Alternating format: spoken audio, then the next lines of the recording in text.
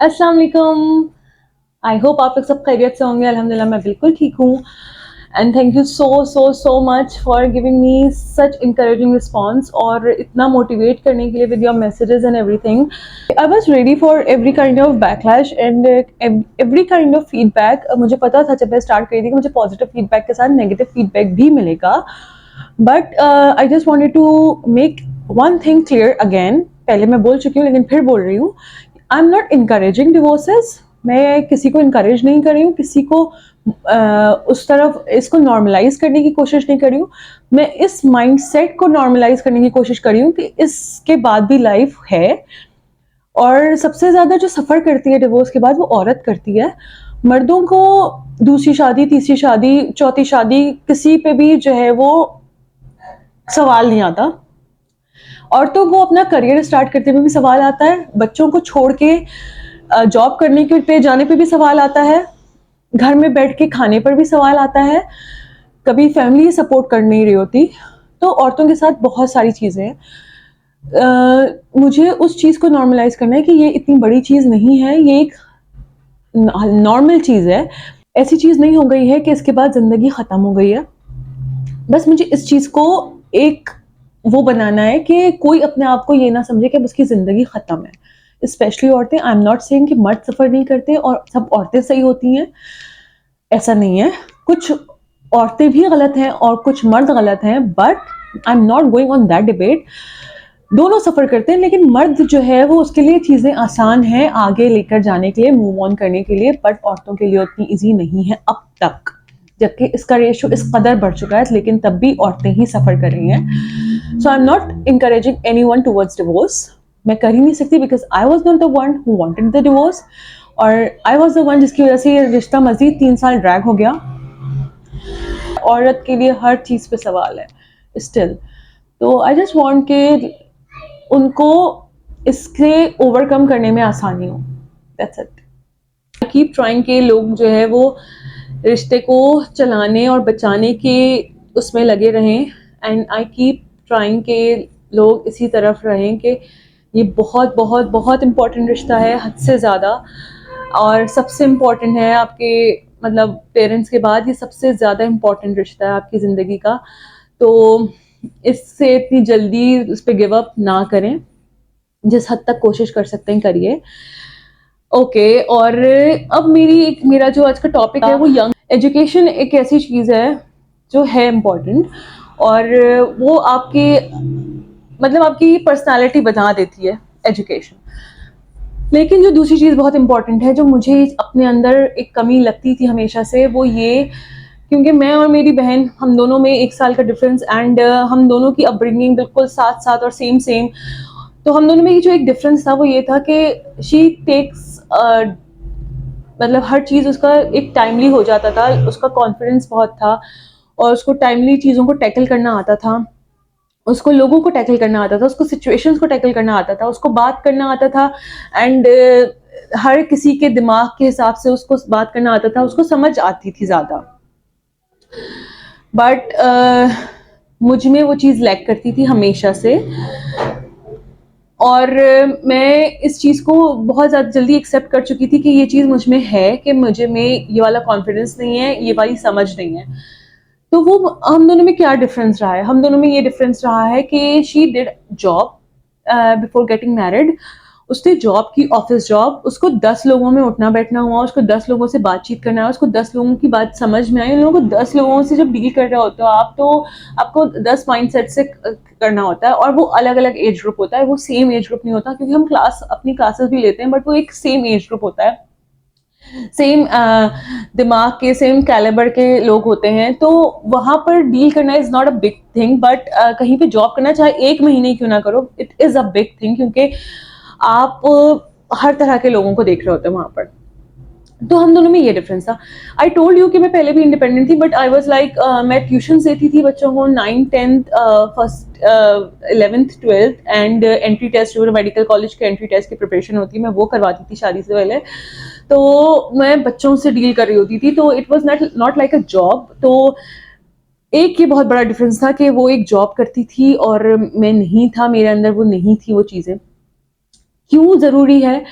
आप लोगों ने सुना होगा पहले ज़माने में लोग कहते थे जॉब करने वाली लड़की नहीं चाहिए। पाकिस्तान में तो अभी तक कुछ अर्से पहले तक ही होता रहा है कि जॉब करने वाली नहीं चाहिए, हमें जॉब नहीं करवानी है। क्यों? तेज़ी होती है, चाहे वो कुछ भी जॉब हो। उस वक्त ये होता था टीचिंग भी क्यों ना हो, लड़कियां करी हैं, वो तेज़ी होती है। क्यों होती है तेज़ी? वो तेज़ी नहीं होती है, वो अवेयरनेस होती है, वो उन लोगों को डील करना आता है आप सबको तो इस वजह से आप उनको तेज़ कहते हो। वो तेज़ी नहीं होती, वो ज़रूरी है। वो मेरा ख्याल है वो सबसे ज़्यादा ज़रूरी है कि आपको लोगों की बातें टाइमली समझ में आ जाए कि कोई आपसे क्या बात कर रहा है। मतलब मुझे समझ में आता था लेकिन बहुत ओवरथिंक करने के बाद कि अच्छा उसने इस वजह से ये बात कही थी। ओह ठीक है, अगर किसी के वो ज़राए नहीं हैं, मैं एक और बात कहती हूँ क्योंकि हमारे यहाँ बहुत से अभी भी ऐसे हैं लोग जो यूनिवर्सिटीज़ अफोर्ड नहीं कर सकते। अगर कर सकते हैं तो फिर इतनी परसेंटेजेस नहीं है कि वो अपनी मर्जी का सब्जेक्ट ले सकें, अपनी मर्जी की फील्ड चूज़ कर सकें। तो मैं अब तो मुझे इस डिजिटल मीडिया एंड एवरीथिंग, ठीक है, जहाँ इसके कॉन्स हैं वहाँ इसके प्रोज भी बहुत हैं, हद से ज़्यादा हैं। और अगर हम प्रोज पे काम कर लें तो बहुत आगे जा सकते हैं। और मैं हमेशा से, मैं अपनी सिर्फ अपनी मिसाल इसलिए दे सकती हूँ क्योंकि मैंने ये किया है। बस मेरे साथ एक है और थोड़ा प्रॉब्लमेटिक भी है कि मुझे हर चीज़ सीखनी है। अल्हम्दुलिल्लाह अल्हम्दुलिल्लाह मुझे सीखने का कुछ इस कदर शौक है कि मैं बता नहीं सकती। और मतलब मुझे हर चीज़ करनी है और मुझे हर चीज़ सीखनी है। अब वो मैं आपको इसकी मिसाल इस तरह से दे सकती हूँ। शादी से पहले आई स्टार्टेड, मुझे डायरी लिखने का शौक था एंड मुझे फिर उसका पता चला अच्छा ये जर्नलिंग हो सकती है। ये जर्नलिंग आजकल जो बहुत ज़्यादा है, हद से ज़्यादा एंड बहुत मज़े की है, वो जर्नलिंग होती है। फिर मैं उसकी तरफ गई, जर्नलिंग की तरफ, ठीक है। उस पर मैंने जर्नल्स कैसे होते हैं और किस तरह से उसको अट्रैक्टिव बनाया जा सकता है, हद से ज़्यादा मज़े का बनाया जा सकता है, वो मैंने किया। उसके साथ साथ फिर मुझे आया, जब मैं आप वीडियोस देखते रहते हो तो फिर आपके पास आते रहते हैं सजेशंस। फिर मेरे पास स्टार्ट हुआ आना हैंडमेड कार्ड्स।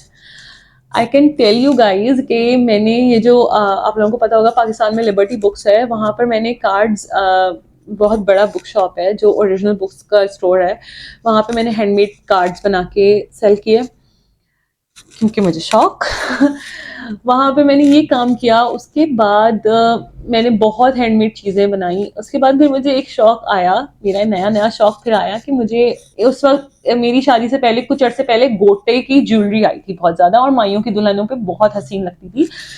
तो मेरी बहन देख रही होती थी एंड मैंने कहा मैं बनाऊं एंड आई विल शो सबके थोड़ी थोड़ी चीज़ें कि मैंने क्या क्या किया। ये करने के बाद हमारा, हम मुझे हुआ शादी के बाद, अभी रिसेंटली जब फाइक थोड़ा सा वो हो गया, बड़ा हो गया, तो फाइक के टाइम पे भी I made a scrap book for his father.